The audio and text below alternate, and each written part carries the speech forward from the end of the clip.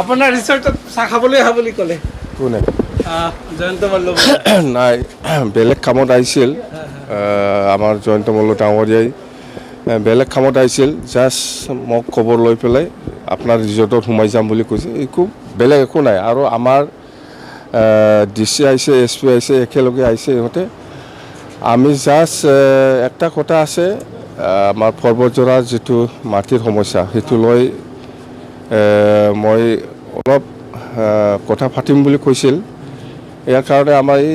কোম্পানীৰ মানুহো আহিছে মুঠতে আমি কেনেকৈ সমাধান কৰিব পাৰে ৰাইজৰ লগত আলোচনা কৰি সেইটোকে আমি পৰামৰ্শ লৈছোঁ জয়ন্তদাৰ পৰা বা DC SP পৰা আমি সেইটোৱে পৰামৰ্শ লৈছোঁ যে আপোনালোকে কি পজিশ্যনত কেনেকুৱা আছে এইবিলাক মই সোধা-সুধি কৰিছোঁ তো ৰাজনীতি কৰা নাই সেই পৰ্বতজোৰাৰ মাটিৰ সমস্যাটো লৈ কিছু আলোচনা কৰিছে নকৰা নহয় কিন্তু ইহঁতে বেলেগ থ্ৰুত আহিছিল মুঠতে মোক গম পাই ৰিজৰ্টত সোমাই যাম বুলি কোৱাৰ কাৰণে মই আহিছোঁ বেলেগ একো নাই নমস্কাৰ দাদা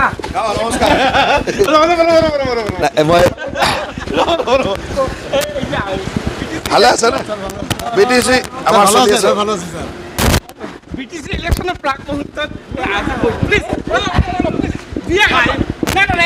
কোকৰাঝাৰৰ ডিষ্ট্ৰিক্ট এক্সিকিউটিভ আছে নাই বাৰু মোৰ ডিষ্ট্ৰিক্ট এক্সিকিউটিভ আছে কোকৰাঝাৰ আজি মানে আমাৰ কোকৰাঝাৰৰ ডিষ্ট্ৰিক্ট এক্সিকিউটিভ আছে মই ডিষ্ট্ৰিক্ট এক্সিকিউটিভত যাওঁ ডিষ্ট্ৰিক্ট এক্সিকিউটিভত কথা পাতি লওঁ মই ৰিজৰ্টত চাহ খাব আহিছোঁ নাই মই এইটো ৰিজৰ্টত চাহ খাব আহিছোঁ থেংক